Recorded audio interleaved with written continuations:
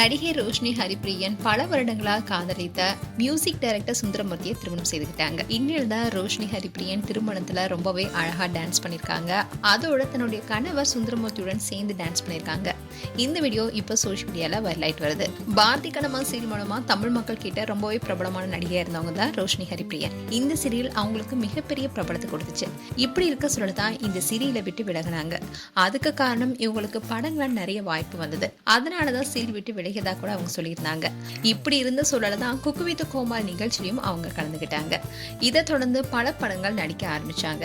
அதுலயும் கருடன் படத்துல முக்கியமான ஒரு ரோல்ல நடிச்சிருப்பாங்க. இதை தொடர்ந்து தான் விஜய் சேதுபதியின் நடிப்புல வெளியான தலைவன் தலைவி படத்திலையும் காளி வெங்கட்டுடன் மெட்ராஸ் மேட்னி படத்திலையும் நடிச்சிருப்பாங்க.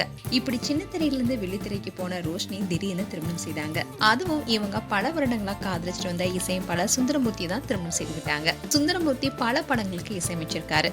அது மட்டும் இல்லாம உலக நாயகன் கமல்ஹாசன் பாட இவரு மியூசிக் கம்போஸ் பண்ணிருக்காரு. அந்த பாட்டோட இசை பலருமே கவர்ந்தது. இன்னில் தான் இவங்களுக்கு நேத்து திருமணம் நடந்தது. இவங்களுடைய திருமணத்துல நெருங்கிய உறவினர்கள் அண்ட் ஃப்ரெண்ட்ஸ் மட்டுமே கலந்திருந்தாங்க. அதோட சில திரைப்பட பிரபலங்களும் இவங்களுடைய திருமணத்துல வந்து கலந்துகிட்டு மணமக்களா வாழ்த்திருக்காங்க. அந்த போட்டோஸ் அண்ட் வீடியோஸ் எல்லாமே இப்போ சோஷியல் மீடியாவில் வைரல் ஆயிட்டு வருது.